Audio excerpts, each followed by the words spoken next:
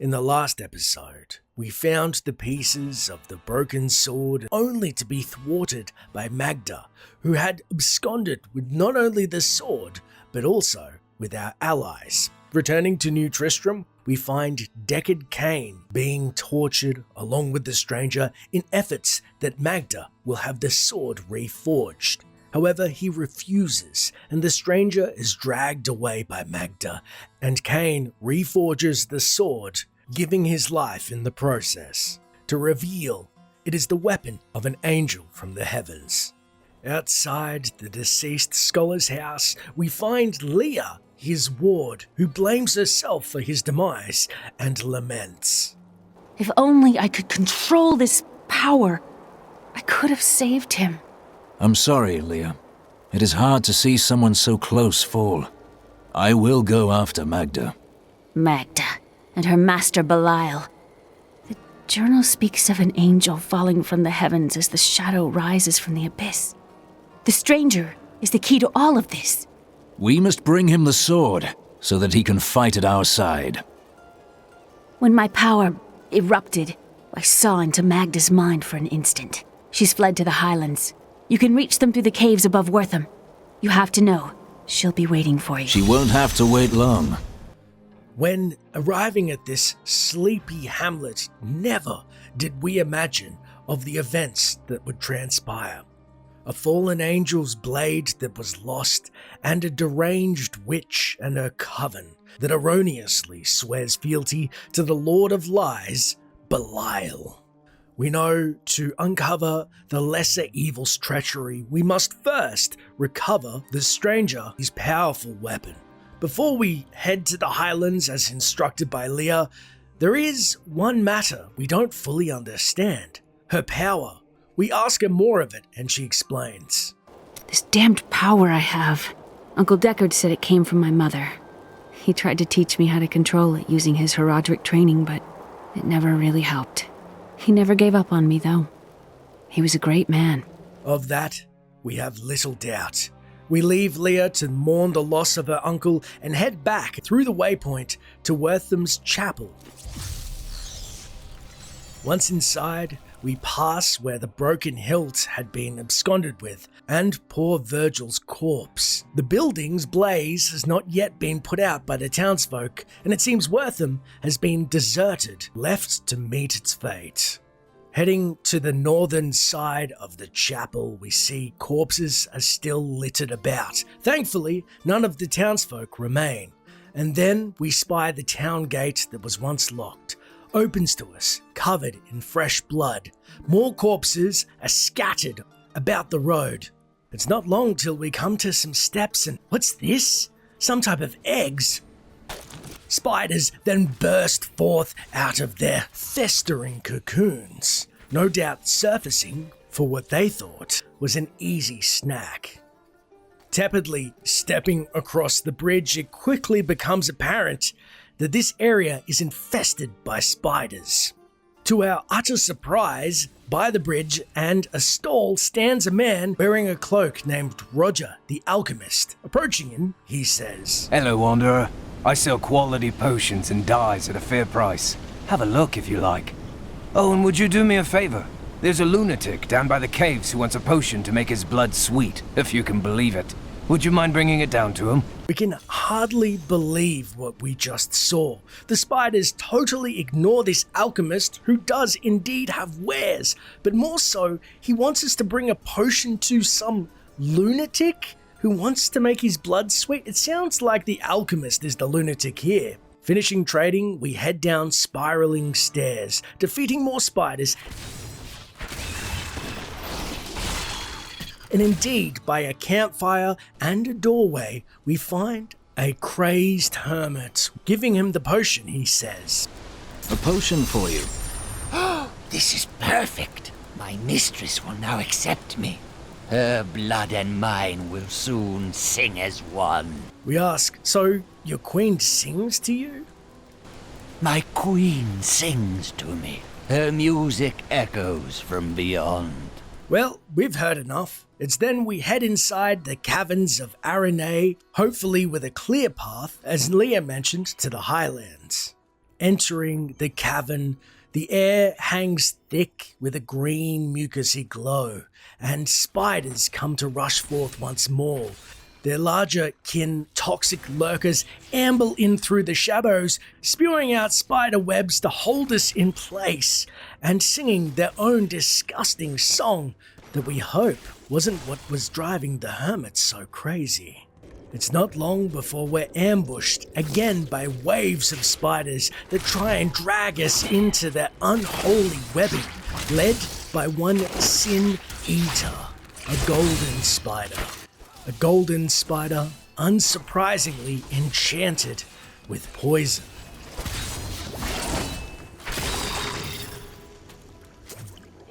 Once the spider has been contended with, we find a powerful mace on it called Wrathful Titan, and we take time to upgrade our armor and shield as well.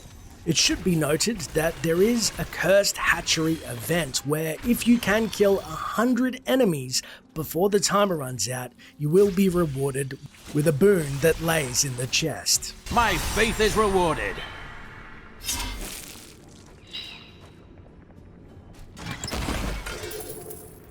It's not long after, to the northeast, we find some stairs and it looks to be a structure. And what's this? The crazed hermit again? Who says, My mistress has accepted me. Come close and feel her loving embrace.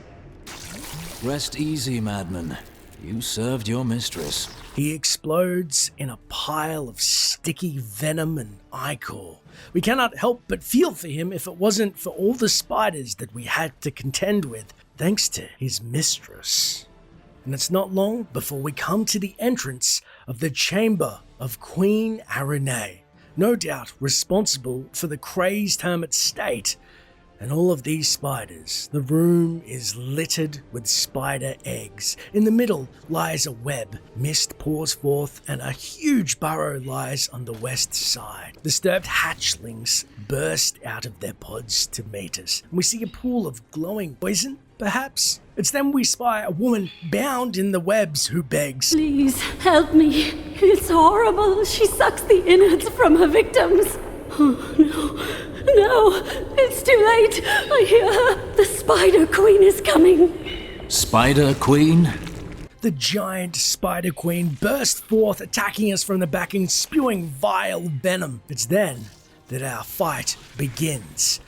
During the darkening of Tristram, it said Arune was enslaved or created by the Archbishop Lazarus, and that Leoric himself, wary of the people of Tristram threatening his own manor, ordered the nearby caves to be sealed. To this end, Lazarus spent weeks working on a group of spiders.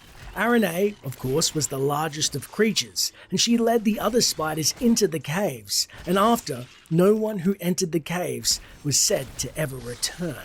During the fight, Arune will leave the area to hide when she loses 25% or 50% of health, summoning her minions, her 5 brood daughters, the fighters, returning only when they're killed, and the queen will attack us either by biting or pouring poison. The latter is a channeled attack, and she can even summon plagued pools at will. Unlike common toxic lurkers, she may create more than one pool of venom at a time.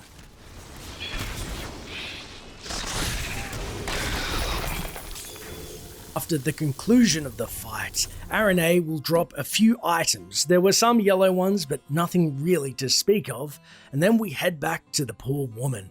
Unfortunately, we can't seem to free her from the web, and then move to the pool of venom. Harvesting some, we pour it on the web that binds her, and she's soon released. Thank you. Can we please leave this horrible place? Carinya, looking worse for wear, trudges off outside of the cavern, and we follow behind, meeting her outside at the Highlands Crossing and ask her of her ordeal, and she says, It was terrible being stuck in there like that. Thank the gods you came along. What are you doing out here? I seek a man taken by the Coven. The Coven? I saw them dragging someone into Leoric's manor house. Perhaps it was the man you seek. You might have a small bit of trouble reaching there, though. I'm not proud of this. but I stole the staff of a powerful Khazra shaman. The Khazra went mad and chased me to the caves. You can find the staff in my cart in the Highlands. If you take it to the Khazra barricade, perhaps they will let you pass. We cannot believe that this woman would ask us to put our faith in Khazra, goatmen, to allow us to pass unmolested, but still, we head off in search of her staff. Heading northwest to the Highlands Crossing, we come across a bridge that leads to Leoric's Manor that is being ripped down, and are then assaulted by a butterfly-like creature, the Wither Moth. We had read something about them before, and we recall. The Wither Moth is a curious phenomenon. It is tremendously large for an insect, and somehow its size allows it to expel a charging force when attacked. For this reason, few have survived to study it in great detail, including many notable academics. In fact, please do not inquire further upon this subject. Standing on the broken bridge was a goat-man shaman who runs at the side of us and then beckons to his fellow Moon Clan goatmen. It seems that perhaps empty-handed, they don't take too kindly to our trespassing into the southern highlands. It's then, unbelievably, on one of their corpses, we find a tome regarding the Crusade. In the eastern kingdom of Khezistan, I heard rumors of Zakarum warriors called Crusaders. While the natives were most reticent, I was able to deduce that this order was founded 200 years ago, just as Rakis took his army of paladins west. But these Crusaders went east on a very different mission. A different mission indeed. Whatever fate lies in store for us, it has led us here. After contending with the errant Moon Clan warriors, we then come across the barricade and a none too friendly shaman, seeing as we have no staff.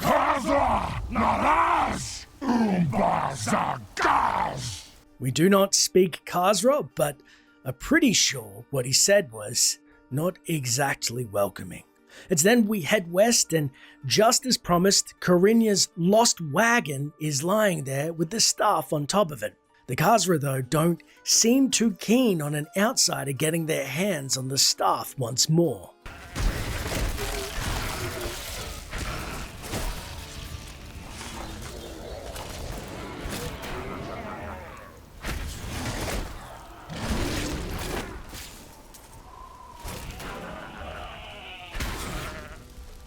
Post working on our public relations, we head back to the lost wagon.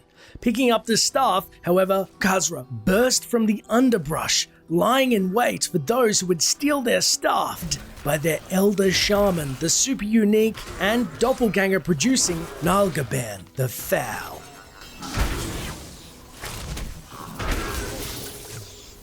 With our assailants dead and staff in hand, we head back to the barricade. Staff is ours on passage. Khazra, Zarkaz! It seems massacring most of their brethren seems to have blown up in our face, or perhaps theirs.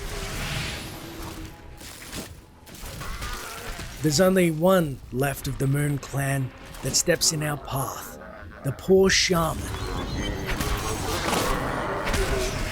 But the Moon Clan is not fully defenseless, and especially not going down without a fight, as impalers jump out of the underbrush, spears in hand, and their warriors rush to meet us.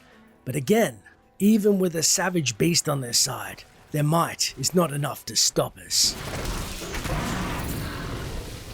It's not long before we reach the steps of Leoric's Manor in the Northern Highlands. It's there we find a journal of a member of the Coven who appear to be in league with the Moon Clan. Mistress, it is my pleasure to report that I have broken the prisoners from Wortham. Words have flowed from their mouths like blood from a wound.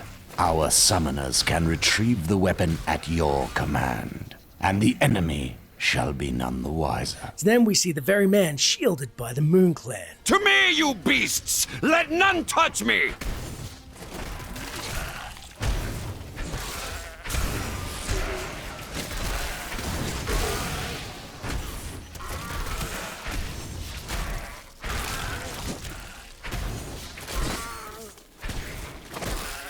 But what could the Coven or even Belial offer the Moon Clan, we wonder? Or how did they find themselves in league with either? Just beyond Leoric's hunting grounds, we find to the west his manor. We break the lock and head inside. More poor villagers' corpses can be found on the ground. It's not long before we find the source. The Coven have taken up residence inside the manor. We check on the villagers, but the bastards may have led them into a trap, or worse. And then we head inside Leoric's manor. Heading up the Great Hall, we're immediately set upon by dark berserkers in league with the Coven, who seem to be a bit more than careless where they swing their maces.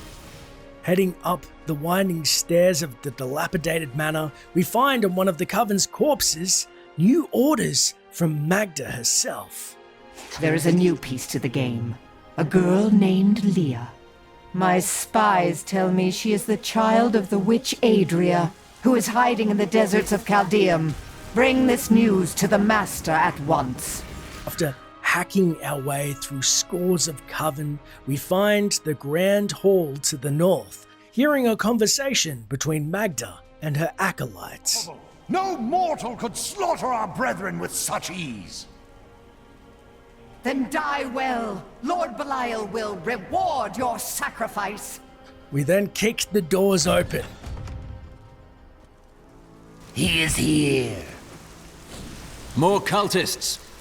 Delay him while I prepare his demise in the depths below. Lord Belial, the Lord of Lies, reward a sacrifice? Well, they don't call them unwitting pawns for nothing.